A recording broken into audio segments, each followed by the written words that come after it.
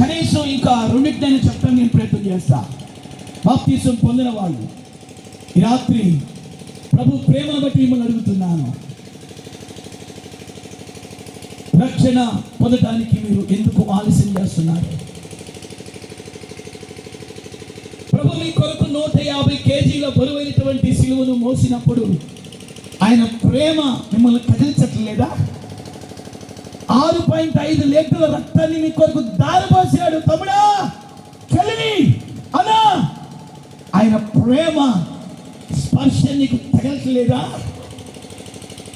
నిలువెల్ల రక్తం మొడిగయింది. అంత ప్రేమ చూపిన దేవునికి నీ హృదయంలో చోటు ఇవ్వటానికి, రక్షణ వస్త్రాన్ని ధరించుకోవడానికి ఎందుకు ఆలస్యం చేస్తున్నావు? ఈ రాత్రి మీరు నిజంగా రక్షణ పొందాలనే ఆశ మీకుంటే పిల్లరా, దయచేసి బాప్తీసాన్ని వాయిదా వేయొద్దు.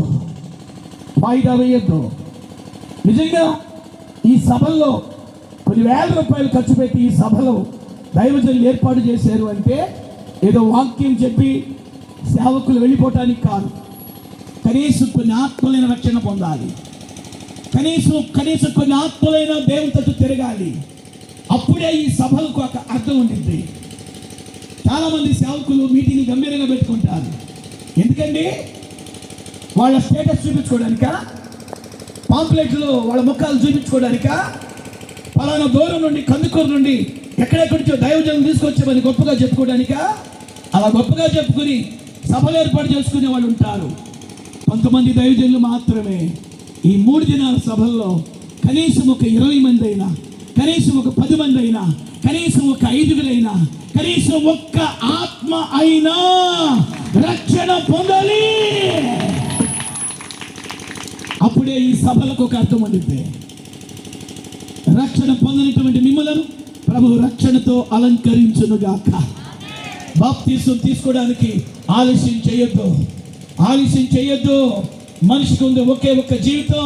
ఈ జీవితం తర్వాత అసలు జీవితం ప్రారంభించబడింది. వెళితే 2 స్థలాలకు వెళ్ళాలి. నీ ఆత్మ ప్రభువుతో ఉండటానికి పరలోకమైన వెళ్ళాలి, లేదా సాతాను దోతలతో ఉంచబడిన నిత్య నరకానికైనా వెళ్ళాలి. బైబిల్ చెప్తుంది, నిత్య నరకము ఆ అగ్ని ఆరదు పురుగు. నిలబడ్డ మీకు ప్రభు రక్షణతో అలంకరించునుగాక.